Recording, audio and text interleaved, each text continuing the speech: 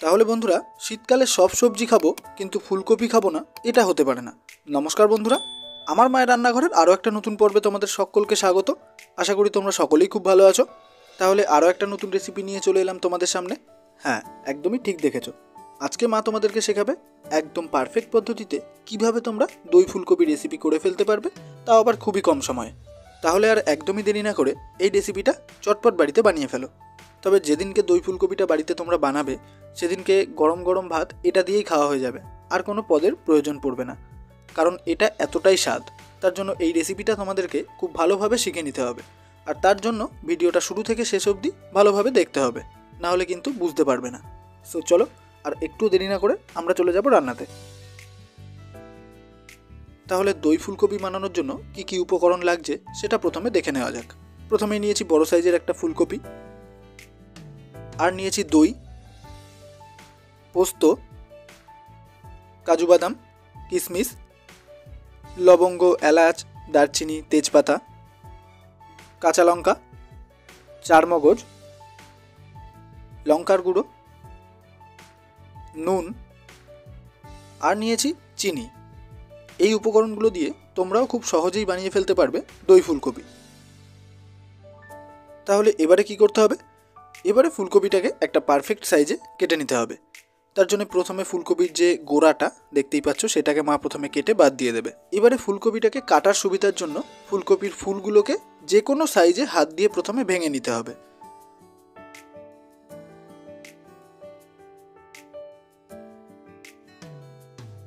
এবারে কি করবে, একটা পারফেক্ট সাইজে ফুলগুলোকে কেটে নেবে।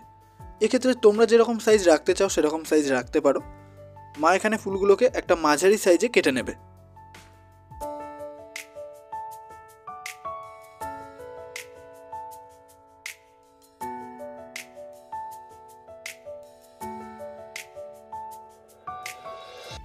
ফুলকপিটা কাটা হয়ে গেলে এবারে একটা পাত্রে জল নিয়ে আছে, সেটাতে ফুলকপিগুলোকে খুব ভালোভাবে দুবার ধুয়ে নেব।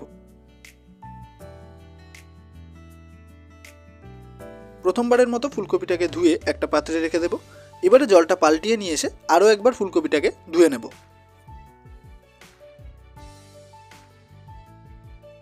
এবারে দ্বিতীয়বারের মতো ফুলকপিটাকে একদম ফ্রেশ করে ধুয়ে নেব।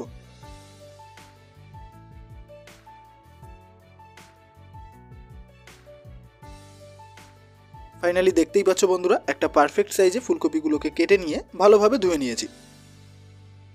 এবারে চলে এলাম ওভেনে, ফুলকপিটাকে সেদ্ধ বসিয়ে নেব। তার জন্য একটা পাত্র নিয়েছি, তাতে পরিমাণ মতো জল দিয়ে দেব। এবারে হাফ চামচ নুন দিয়ে দেব, হাফ চামচ হলুদ দিয়ে দেব। তারপরে নাড়িয়ে চাড়িয়ে নুন হলুদটাকে জলের সাথে ভালোভাবে মিশিয়ে নেব। এবারে ফুলকপিগুলোকে জলে দিয়ে দেব।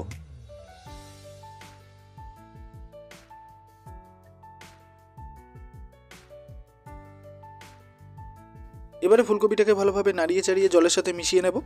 তারপরে ওভেন মিডিয়াম ফ্লেমে রেখে একটা পাত্র দিয়ে 5 থেকে 6 মিনিটের জন্য ঢেকে দেব। তাহলে ফুলকপিটা সেদ্ধ হতে হতে আমরা ততক্ষণে মশলাটা বেটে নেব।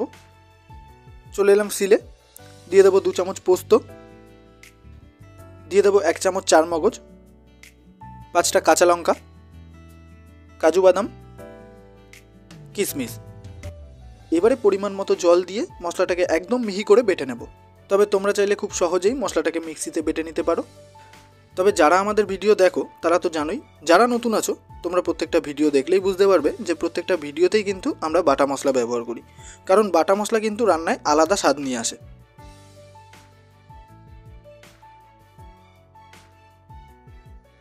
তাহলে বন্ধুরা, মশলাটাকে ভালোভাবে বেটে নিয়ে একটা মিহি পেস্ট তৈরি করে নিয়েছি, দেখতেই পাচ্ছ। তো 6 মিনিট পর আমরা ফিরে এলাম। এবারে ঢাকনাটা সরিয়ে নেব। ফুলকপিটা সেদ্ধ হয়ে গেছে, মা চেক করে দেখে নিয়েছে। এখানে ফুলকপিটাকে 50% সেদ্ধ করে নিয়েছি। এবারে ছিদ্রযুক্ত একটা পাত্র নিয়েছি, এটাতে ফুলকপিটাকে ঢেলে দিয়ে ভালোভাবে জলটাকে ছেঁকে নেব।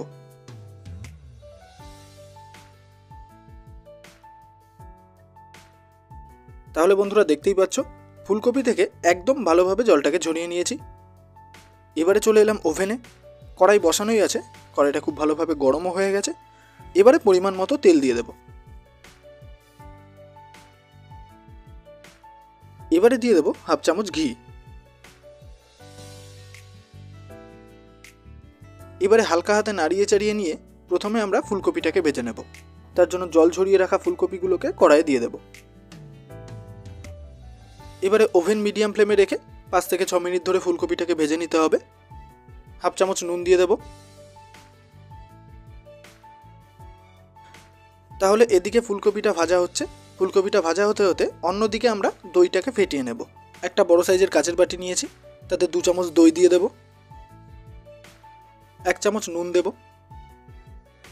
1 চামচ চিনি দেব, আর দেব হাফ চামচ লঙ্কার গুঁড়ো। সমস্ত উপকরণ দেওয়া হয়ে গেলে এবারে দইটাকে খুব ভালোভাবে ফেটিয়ে নিতে হবে।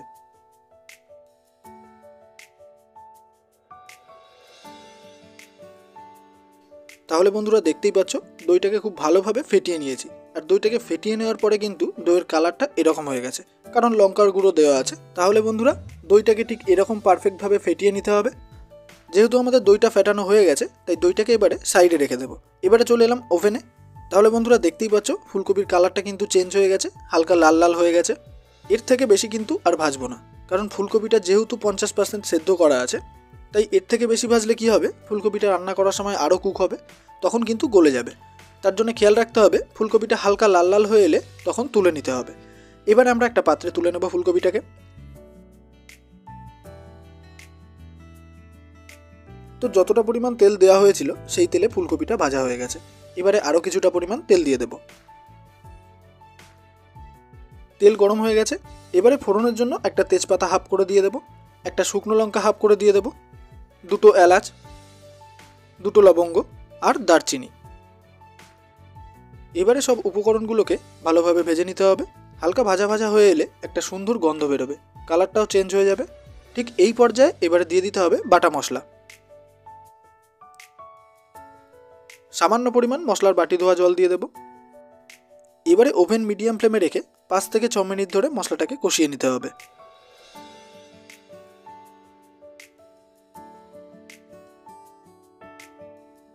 মশলাটা একটু শুকনো শুকনো হয়ে গেছে, তার জন্য সামান্য পরিমাণ জল দিতে হবে। তা না হলে কি হবে, মশলাটা নিচ দিয়ে লেগে যেতে পারে। তবে যদি প্রয়োজন পড়ে তাহলে সামান্য পরিমাণ জল দেওয়া যেতে পারে, তাতে কোনো সমস্যা নেই।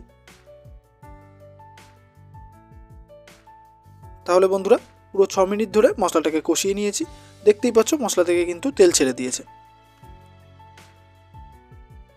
ঠিক এই পর্যায়ে এবারে ফেটানো দইটা দিয়ে দেব। সামান্য পরিমাণ দইয়ের বাটি ধোয়া জল দিয়ে দেব। এবারে মশলাটাকে আবারও প্রায় 6 মিনিট ধরে কষিয়ে নেব।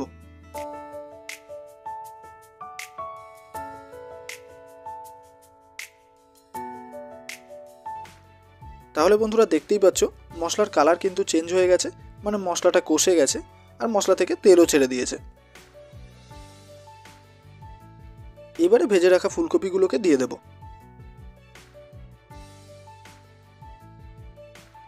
তারপরে ফুলকপিগুলোকে ভালোভাবে নাড়িয়ে চাড়িয়ে মশলার সাথে মিশিয়ে নিতে হবে।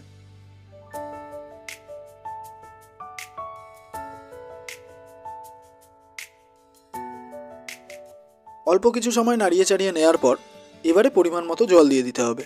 এখানে জলটা সম্পূর্ণ পরিমাণ মতো, মানে যতটা পরিমাণ ঝোল খেতে চাও ততটা পরিমাণ জল দেবে। জলটা দেওয়ার পর পুনরায় ভালোভাবে নাড়িয়ে চাড়িয়ে নিতে হবে।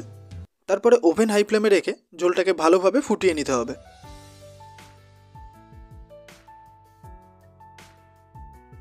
তাহলে বন্ধুরা দেখতেই পাচ্ছ ঝোলটা খুব ভালোভাবে ফুটছে। এবারে রান্নাটাকে ভালোভাবে কুক করে নেওয়ার জন্য একটা পাত্র দিয়ে ঢেকে দেব।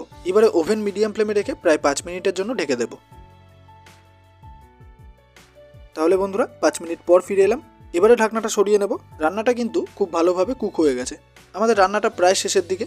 তাহলে বন্ধুরা দেখতেই পাচ্ছ আমরা যে সাইজে ফুলকপিগুলোকে কেটেছিলাম ঠিক সেরকমই কিন্তু সাইজ রয়েছে, মানে ফুলকপি কিন্তু ভাঙেনি। আর কত সুন্দর একটা কালার এসছে দেখতেই পাচ্ছ, আর কত সুন্দর একটা গন্ধ বেরিয়েছে, যেটা তোমরা পাচ্ছ না।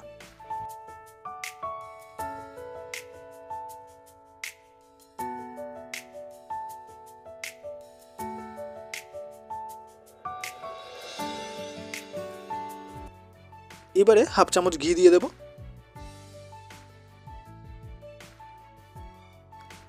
হাফ চামচ গরম মশলা গুঁড়ো দেব।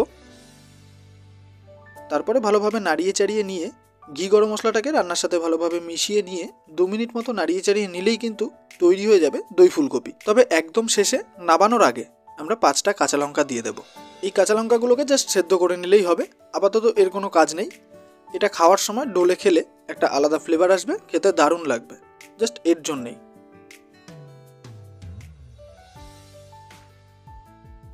তাহলে বন্ধুরা, যারা আমাদের চ্যানেলে নতুন আছো তারা চটপট চ্যানেলটাকে সাবস্ক্রাইব করে বেল বাটনে প্রেস করো, যাতে আমাদের আপডেট ভিডিওগুলোর নোটিফিকেশন তোমাদের কাছে সবার আগে পৌঁছে যায়। তাহলে বন্ধুরা, দই ফুলকপি রেসিপিটা কেমন লাগলো সেটা অবশ্যই কমেন্টে জানিয়ে দেবে। আর আমি বলবো এই রেসিপিটা যত তাড়াতাড়ি সম্ভব তোমরা বাড়িতে ট্রাই করো। গরম গরম এক থালা ভাত নিমিষেই খেয়ে নেওয়ার জন্য এই রেসিপিটা একদম পারফেক্ট। শীতকালের একটা গুরুত্বপূর্ণ সবজি ফুলকপির এই দই ফুলকপি রেসিপিটা যে কতটা স্বাদ সেটা তোমরা বাড়িতে ট্রাই না করলে বুঝতে পারবে না। তাই এই রেসিপিটা যত তাড়াতাড়ি সম্ভব বাড়িতে তৈরি করো, তারপর কেমন লাগলো অবশ্যই কমেন্টে জানিয়ে দেবে।